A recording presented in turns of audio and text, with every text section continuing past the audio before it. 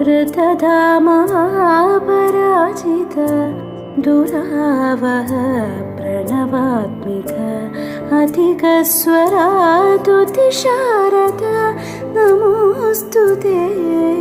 श्यामाम्बरं मुखसागरं तुलसीदलम् अतिसुन्दरम् कनकासुखं